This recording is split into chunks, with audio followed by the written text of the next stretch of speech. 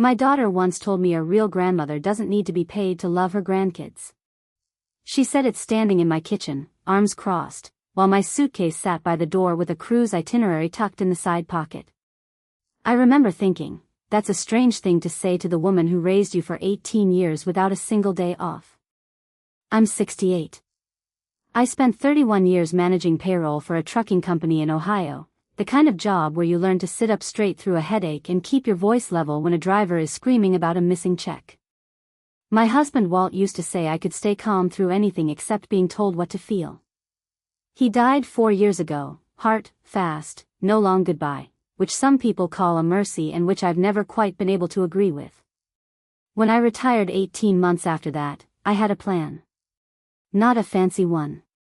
I wanted to see the Grand Canyon at sunrise, take a river cruise through Europe I'd been saving brochures for since 2019, and maybe, finally, learn to paint badly and not care who saw it. For the first 4 months, that's roughly what happened. I took a watercolor class at the community center on Tuesday mornings, taught by a retired art teacher named Sheila who had strong opinions about the color yellow. I had lunch every other Thursday with my old work friend Carol, who still worked and lived vicariously through my newfound freedom. I drove out to see the canyon in March, alone, and cried a little at the rim in a way that embarrassed me and that I've never told anyone about until now.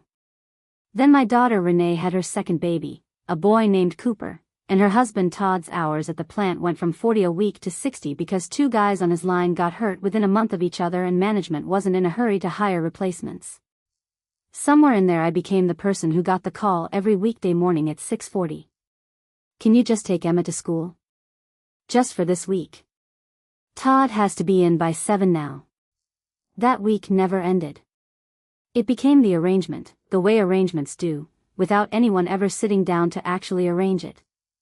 I picked Emma up from 2nd grade at 3:15, watched Cooper the rest of the afternoon, and usually didn't get back to my own house until Todd's truck pulled into their driveway around 6:30, sometimes later if traffic on the interstate was bad.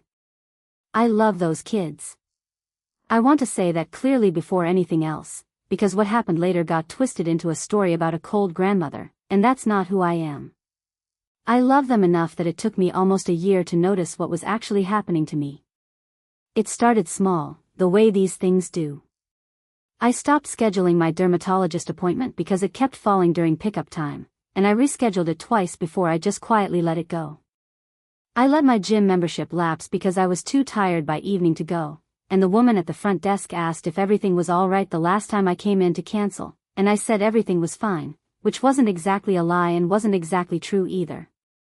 I stopped going to Sheila's watercolor class because Tuesdays had somehow become a day I was free, and free, in that house, had come to mean available. Carol noticed before I did.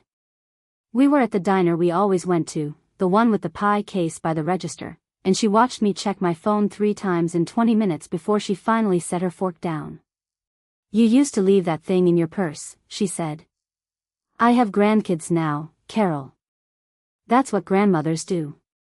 Your mother didn't do this," she said. "I remember your mother. She'd watch you 2 hours on a Saturday and then tell your dad she needed her show and her seat back." I laughed it off. I told her it was different now, that families needed more help than they used to, that Renee and Todd were drowning a little and I was the only lifeline close enough to reach them. Carol didn't argue. She just gave me a look I've thought about 100 times since, the look you give someone who's explaining, very reasonably, why they're fine with something that clearly isn't fine. I told myself this was just a season. Everyone kept saying that word to me, season, like it was a comfort. This is just a season, Mom. It won't be like this forever. I believed it the way you believe a doctor who tells you the pain will pass, because believing the alternative is too exhausting to carry around all day. Somewhere around month 8, the arrangement grew teeth I hadn't noticed sharpening. Renee started scheduling her own hair appointments and grocery runs during my time with the kids, not just work hours, and when I mentioned it, gently, she said, "But you're already there, Mom, it's not like it's extra." I picked up Emma's dance recital costume from the dry cleaner because Renee forgot and it was, in her words, on my way, though it wasn't, not really, not by 4 miles in the wrong direction. When my niece started acting up from all the time on my feet chasing a toddler who just learned to run, I mentioned it to Renee and she suggested I see if the pharmacy had one of those knee braces, then changed the subject to whether I could stay an extra hour on Friday because Todd had a work thing. I want to be honest about what I felt through all of this, because the version of this story where I noticed everything clearly and just chose to be a martyr isn't true. Mostly I felt tired in a way sleep didn't fix, and confused about why I felt guilty every time I imagined saying no, as if the guilt itself was proof I should keep saying yes. There was a Sunday, I remember, when Renee called at 8 in the morning to ask if I could take Emma to a friend's birthday party because she and Todd had finally gotten a couple's massage booked and didn't want to cancel. I said yes, of course, because a massage sounded like exactly the kind of thing a young couple under strain needed, and because I genuinely wanted them to have it. I drove Emma across town, sat through 2 hours of a bounce house and pizza with paper plates that wouldn't hold their grease, and made small talk with mothers half my age who kept asking, kindly enough, whether I was babysitting today, a word that landed differently each time I heard it. On the drive home, Emma asked if I could come to her actual birthday too, in the spring, and I said of course, sweetheart, I wouldn't miss it, and she said, good, because Mom said last time you might be too busy with your own stuff. I didn't know what my own stuff was supposed to be, since most of it had quietly disappeared from my calendar sometime around month 6. Another time, Todd's mother, Linda, a woman I liked well enough in the careful way you like the mother of your child's spouse, called me out of nowhere to ask, gently, if I was doing all right. She said she'd noticed I looked thinner at Thanksgiving, and tired in a way that worried her. I told her I was fine, the same automatic answer I'd been giving Carol and the gym receptionist and, increasingly, myself. Linda didn't push, but she said one thing before we hung up that I turned over for weeks afterward. It's easy to become the family's safety net and forget you're allowed to need one too. The cruise came up almost by accident. My sister Diane had booked one along the Rhine for October and had an extra spot after her husband's knee surgery got rescheduled to November. I said yes before I'd finished reading the email. It felt like reaching for a rope thrown to someone who stopped remembering she was drowning. I told Renee over dinner at her house, the way you'd mention any other plan, because some stubborn part of me still believed I didn't need permission to live my own life. I didn't ask. I think that was the part that set her off, more than the trip itself.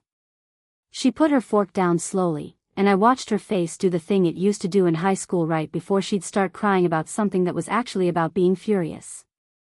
So who's taking care of the kids for 2 weeks? Todd's parents live 20 minutes from you, I said. Or a sitter, just for that stretch. A sitter. She said it like I'd suggested leaving them at a bus station. Mom, do you know what that costs? We can't just throw money at a stranger because you want to go drink wine on a boat. Something in me, quiet and old, like a pilot light that had been burning under the surface for a year, finally caught.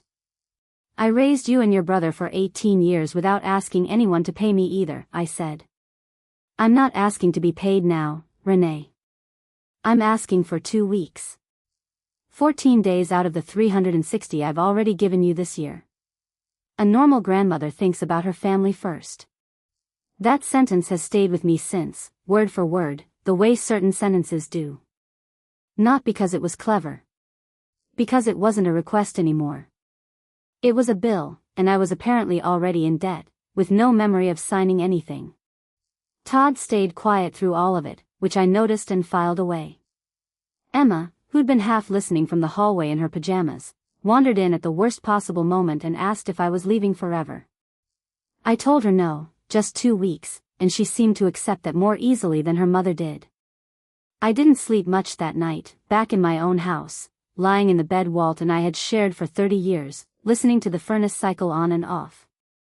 I kept running the arithmetic of the last year in my head, the missed dermatologist appointment, the lapsed gym membership, the cancelled watercolor class, the friends I'd stopped meeting because Wednesdays belonged to Emma's early dismissal, the way I'd started referring to myself, even in my own head, as on call, like a doctor, except doctors get paid and get relieved by a colleague at the end of a shift.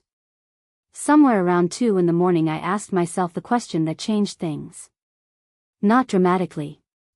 Just quietly, the way a light switches on in a room you didn't know was dark.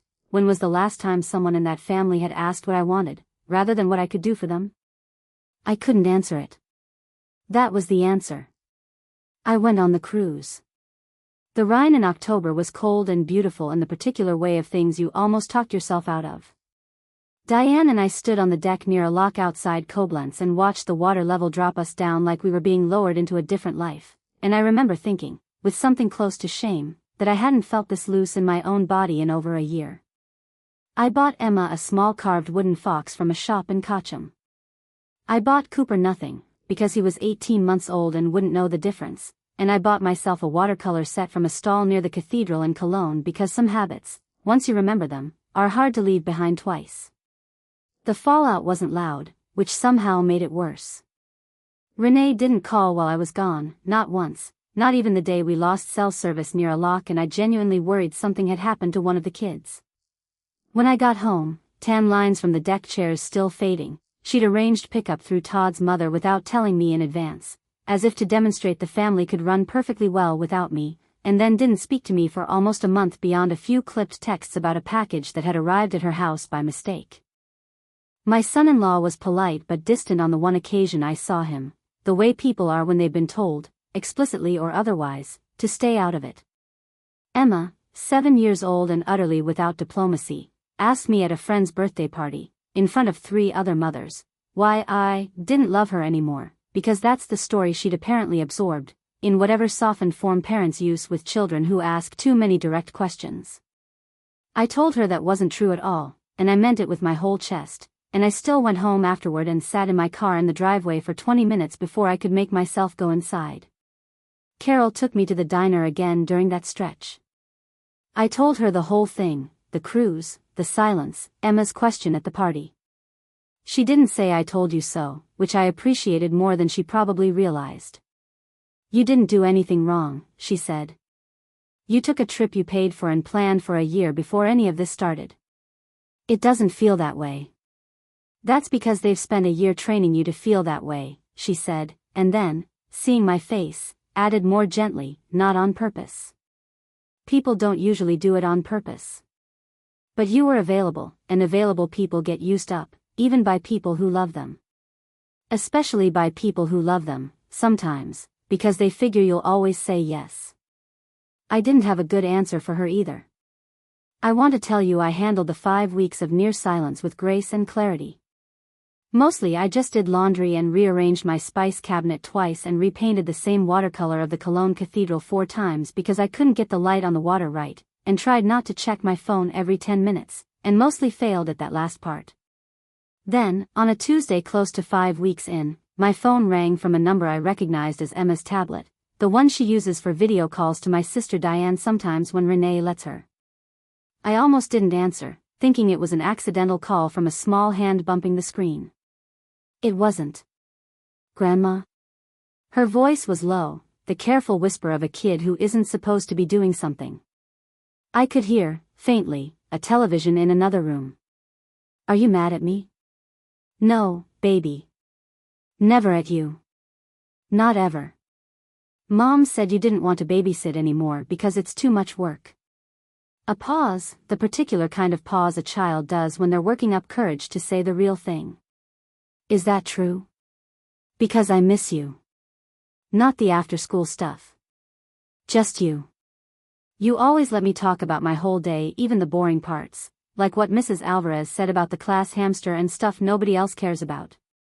I sat down on my kitchen stool and didn't trust myself to speak for a second. My hand found the edge of the counter and held onto it like it might tip. I miss you too, I finally said. So much you wouldn't believe it. Then why can't you come over? I didn't have a 7-year-old sized answer for that, so I gave her the truth in the smallest words I had. Sometimes grown-ups need people to want them around, not just need them for things. That's all it is. It isn't about you, and it never was. She didn't fully understand, of course. She's 7. But she said, I want you around even when there's no things to do, and then, in a rushed whisper, I have to go, Mom's coming, and hung up before her mother caught her with the tablet in the wrong hands. I sat in my kitchen for a long time after that, longer than I want to admit, the phone still warm in my hand, the light going orange and then gray through the window over the sink. Renee and I talked 2 days later, at her kitchen table, with Cooper napping upstairs and Emma at school. It wasn't the reconciliation you'd get in a movie. There was no single sentence that fixed a year of small erosions. She started by apologizing for the pickup arrangement, for going around me, and I could tell it cost her something to say it, her jaw doing the tight thing it does when she's forcing words out. I told her something I'd never said out loud before, not to her, not really to myself until that week. That I'd give anything for those kids, time, money, energy, whatever I had left in me, but that I needed to be asked instead of assigned. That there's a difference between a grandmother who shows up because she wants to and one who shows up because she's afraid of what happens to the relationship if she doesn't. I told her about the dermatologist appointment I'd rescheduled twice and then abandoned, about Sheila's watercolor class, about the knee brace I'd bought myself from the pharmacy because nobody had ever circled back to ask if it had helped. She cried, the real kind, not the performance kind from the dinner table months before. I did too, a little, though I've never been much of a crier, not even at Walt's funeral, not in front of people anyway. She admitted, quietly, staring at a spot on the table rather than at me, that Todd's mother had said something almost identical to her the week before, nearly the same words about being needed versus being loved, and that maybe it had taken 2 women in her life saying the same thing before it actually landed anywhere real. I think I knew, she said. I think I just didn't want to know it, because knowing it meant I had to actually change something instead of just being grateful you were always there. We didn't go back to the old arrangement. We built a new one instead, smaller, with actual edges to it, 2 afternoons a week, Tuesdays and Thursdays, agreed on a month in advance and written on both our calendars like an appointment instead of a favor. Renee pays a sitter for the rest of the week now, a college student named Priya who Emma has decided is, basically a celebrity, and Renee says, half joking and half not, that it costs less than her guilt used to. I take Emma to the library on Thursdays now, just the 2 of us, no baby, no rush to get back before Todd's truck pulls into the driveway. We check out too many books and she reads me the first chapter of whatever she picked in the car, badly, sounding out the long words, and I listen to every single one of them like it's the most important thing being said anywhere in the world that day, because in that hour, it is. On Tuesdays I sometimes bring Cooper along in his stroller and let Emma teach him letters he's too young to learn, and she takes the job so seriously it makes my chest hurt in the good way. I went back to Sheila's watercolor class in January. She'd kept my usual seat by the window without ever mentioning it, which is its own kind of kindness. I finally got the light on the Cologne Cathedral right, or right enough, and gave the painting to Renee for her birthday, and she cried again, which seems to be something we do around each other now that we didn't used to. Carol and I still get pie on alternating Thursdays, the ones that aren't library days. She hasn't said I told you so once, not even when I finally admitted, over the pecan pie, that she'd been right about all of it months before I was ready to hear it. I don't think I'm owed an apology from anyone, not really, and I'm not particularly interested in being declared right. I just wanted, for the first time in a long while, to matter to my family as a person with a life of her own and not as a service that happened to run on love. As it turns out, that's not selfish. That's just what love is supposed to feel like, coming and going in both directions, instead of pooling in one place until somebody finally notices the well has gone dry. Some evenings, when Emma finishes her chapter and hands the book back to me in the passenger seat, she asks what I want to read next, for myself, not for her.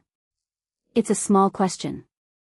It took a 5-week silence, a phone call from a stolen tablet, and 68 years for anyone in my family to think to ask it. I answer her every time like it's the first time anyone ever has.